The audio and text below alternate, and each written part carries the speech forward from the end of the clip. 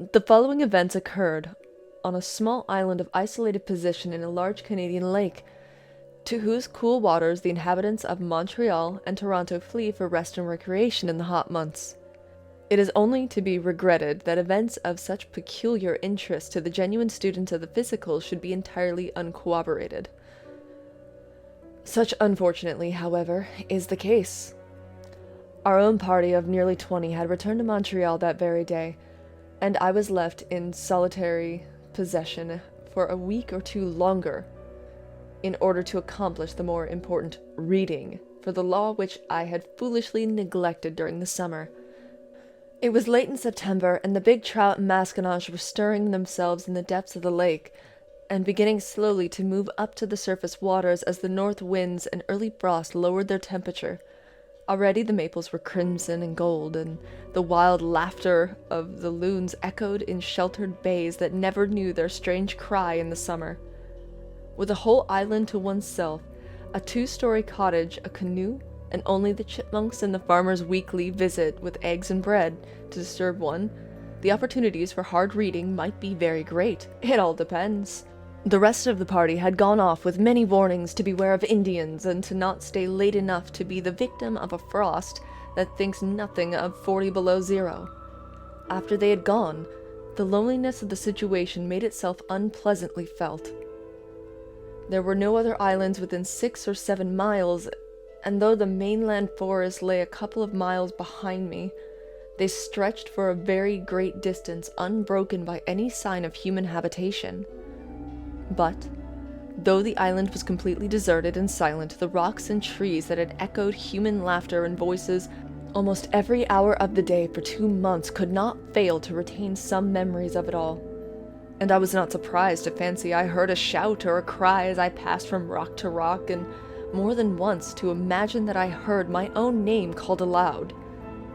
In the cottage there were 6 tiny little bedrooms divided from one another by plain unvarnished partitions of pine. A wooden bedstead, a mattress, and a chair stood in each room, but I only found 2 mirrors, and one of these was broken.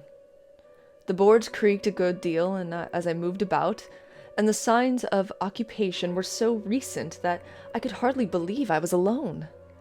I half expected to find someone left behind, still trying to crowd into a box more than it would hold. The door of one room was stiff and refused for a moment to open, and it required a little persuasion to imagine someone was holding the handle on the inside, and that when it opened, I should be met a pair of human eyes. A thorough search of the floor led me to select as my own sleeping quarters a little room with a diminutive balcony over the veranda roof. The room was very small, but the bed was large, and it had the best mattress of them all. I was situated directly over the sitting room where I should live and do my reading, and the miniature window looked out to the rising sun. With the exception of a narrowing path which led from the front door and veranda through the trees to the boat landing, the island was densely covered with maples, hemlocks, and cedars. The trees gathered in round the cottage so closely that the slightest wind made the branches scrape the roof and tap the wooden walls. A few moments after sunset the darkness became impenetrable, and 10 yards beyond the glare of the lamps that shone through the sitting-room windows, of which there were 4, you could not see an inch before your nose, nor move a step without running up against a tree. The rest of that day I spent moving my belongings from my tent to the sitting room, taking stock of the contents of the larder, and chopping enough wood for the stove to last me for a week. After that, just before sunset, I went round the island a couple of times in my canoe for precaution's sake. I had never dreamed of doing this before, but when a man is alone, he does things that never occur to him when he is one of a large party.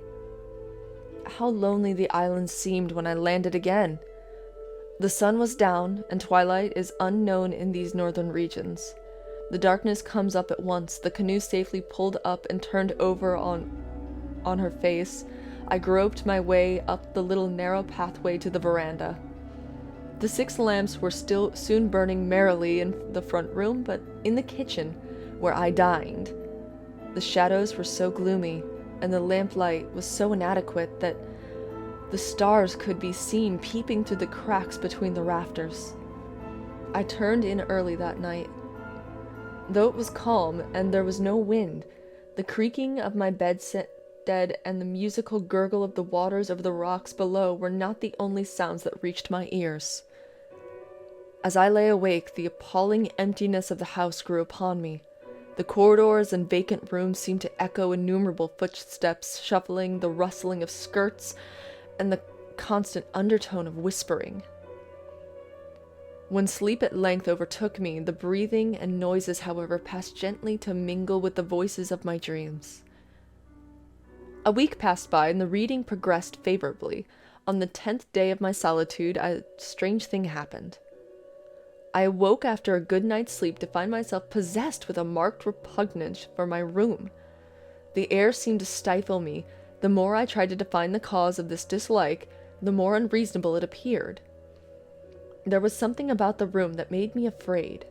Absurd as it seems, the feeling clung to me obstinately while dressing. And more than once, I caught myself shivering and conscious of an inclination to get out of the room as quickly as possible. The more I tried to laugh it away, the more real it became, and when at last I was dressed, I went out into the passage and downstairs into the kitchen. It was the feelings of relief, such as I might imagine would accompany one's escape from the presence of a dangerous, contagious disease. While cooking my breakfast, I carefully recalled every night spent in the room, in the hope that I might in some way connect the dislike I now felt with some disagreeable incident that had occurred in it. But the only thing I could recall was one stormy night when I suddenly awoke and heard the boards creaking so loudly in the corridor that I was convinced there were people in the house. So certain was I of this that I had descended the stairs, gun in hand, only to find the doors and windows securely fastened and the mice and black beetles in sole possession of the floor.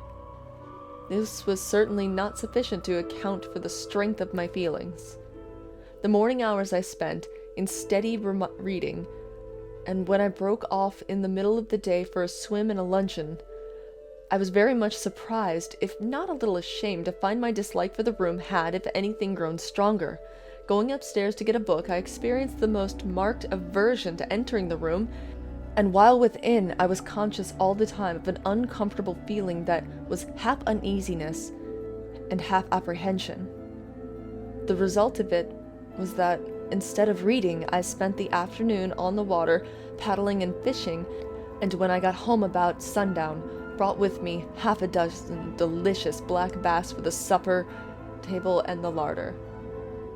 As sleeping was an important matter to me at this time, I decided that if my aversion to the room was so strongly marked on my return as it had been before, I would move my bed down into the sitting room and sleep there. This was, I argued, in no sense a concession to an absurd and fanciful fear, but simply a precaution to ensure a good night's sleep. A bad night involved the loss of the next day's reading, a loss I was not prepared to incur. I accordingly moved my bed downstairs into a corner of the sitting room, faced the door, and was moreover uncommonly glad when the operation was completed, and the door of the bedroom closed finally upon the shadows, the silence, and the strange fear that shared the room with them. The croaking stroke of the kitchen clock sounded the hour of 8, as I finished washing up my few dishes and closed the kitchen door behind me, passed into the front room. All the lamps were lit, and the reflectors which I had polished up during the day threw a blaze of light into the room. Outside the night was still and warm. Not a breath of air was stirring. The waves were silent, the trees motionless, and heavy clouds hung like an oppressive curtain over the heavens. The darkness seemed to have rolled up with unusual swiftness, and not the faintest glow of color remained to show where the sun had set. There was present in the atmosphere that ominous and overwhelming silence which so often precedes the most violent storms. I sat down to my books with my brain unusually clear, and in my heart the pleasant satisfaction of knowing that 5 black bass were laying in the ice house, and that tomorrow morning the old farmer would arrive with fresh bread and eggs. I was soon absorbed in my books. As the night wore on, the silence deepened, even the chipmunks were still, and the boards of the floors and walls ceased creaking. I read on steadily till, from the gloomy shadows of the kitchen, came the hoarse sound of the clock striking 9. How loud the strokes sounded! They were like blows of a big hammer. I closed one book and opened another, feeling that I was just warming up to my work. This, however, did not last long. I presently found that I was reading the same paragraph over twice, simple paragraphs that did not require such effort. Then I noticed that my mind began to wander to other things, and the effort to recall my thoughts became harder with each digression. Concentration was growing momentarily more difficult. Presently, I discovered that I had turned over 2 pages instead of 1, and had not noticed my mistake until I was well down the page. This was becoming serious. What was the disturbing influence? It could not be physical fatigue. On the contrary, my mind was unusually alert, and in a more receptive condition than usual. I made a new and determined effort to read, and for a short time succeeded in giving my whole attention to my subject. But in a very few moments again, I found myself leaning back in my chair, staring vacantly into space. Something was evidently at work in my subconsciousness. There was something I had neglected to do. Perhaps the kitchen door and windows were not fastened. I accordingly went to see and found that they were. The fire perhaps needed attention. I went in to see and found that it was all right. I looked at the lamps, went upstairs into every bedroom in turn, and then went round the house and even into the ice house. Nothing was wrong. Everything was in place, yet something was wrong. The conviction grew stronger and stronger within me. When I at length settled down to my book again and tried to read, I became aware for the first time that the room seemed growing cold. Yet the day had been oppressively warm, and evening had brought no relief. The 6 big lamps, moreover, gave out heat to warm the room pleasantly, but a chilliness that perhaps crept up from the lake made itself felt in the room, and caused me to get up to close the glass door opening onto the veranda. For a brief moment, I stood looking out at the shaft of light that fell from the window and shone some little distance down the pathway and out for a few feet into the lake. As I looked, I saw a canoe glide into the pathway of light and immediately crossing it, pass out of sight again into the darkness. It was perhaps 100 feet from the shore, and it moved swiftly.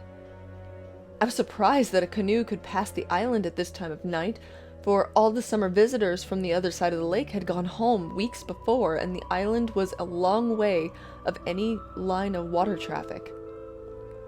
My reading from this moment did not make very good progress, for somehow the picture of the canoe gliding so dimly and swiftly across the narrow track of light on the black waters silhouetted itself against the background of my mind with singular vividness. It kept coming between my eyes and the printed page. The more I thought about it, the more surprised I became. It was of larger build than any I had seen during the past summer months, and was more like the old Indian war canoes, with the high curving bows and stern and wide beam. The more I tried to read, the less success attended my efforts, and finally I closed my book and went out on the veranda to walk up and down a bit and shake the chilliness out of my bones. The night was perfectly still, and as dark as imaginable. I stumbled down the path to the little landing wharf, where the water made the first faintest of gurgles under the timbers. The sound of a big tree falling in the mainland forest far across the lake stirred echoes in the heavy air like the first guns of a distant night attack. No other sound disturbed the stillness that reigned supreme. As I stood upon the wharf in the broad splash of light that followed me from the sitting-room windows, I saw another canoe cross the pathway of the uncertain light upon the water, and disappear at once into the impenetrable gloom that lay beyond. This time I saw more distinctly than before. It was like the former canoe, a big birch bark with high-crested bows and stern and broad beam. It was paddled by 2 Indians, of whom the one in the stern, the sterner, appeared to be a very large man. I could see this very plainly, and though the second canoe was much nearer the island than the first, I judged that they were both on the way home to the government reservation, which was situated some 15 miles away upon the mainland. I was wondering in my mind what could possibly bring any Indians down to this part of the lake at such an hour of the night, when a third canoe of precisely similar build and also occupied by 2 Indians passed silently round the end of the wharf. This time the canoe was very much nearer shore, and it suddenly flashed into my mind that 3 canoes were in reality one in the same, and the one canoe was circling the island. This was by no means a pleasant reflection, because if it were the correct solution of the unusual appearance of 3 canoes in this lonely part of the lake at so late an hour, the purpose of the 2 men could only reasonably be considered to be in some way connected with myself. I had never known of the Indians attempting any violence upon the settlers who shared the wild, inhospitable country with them at the same time. It was not beyond the region of possibility, I suppose. But then I did not care even to think of such hideous possibilities, and my imagination immediately sought relief in all manners of solutions to the problem, which indeed came readily enough to my mind, but did not succeed in recommending themselves to my reason. Meanwhile, by sort of instinct, I stepped back out of the bright light in which I had in hitherto been standing, and waited in the deep shadow of a rock to see the canoe would make its appearance. Here I could see without being seen, and the precaution seemed a wise one. After less than 5 minutes, the canoe, as I anticipated, made its 4th appearance. This time it was not 20 yards from the wharf, and I saw that the Indians meant to land, recognized the 2 men as those who had passed before, and the sterner was certainly an immense fellow.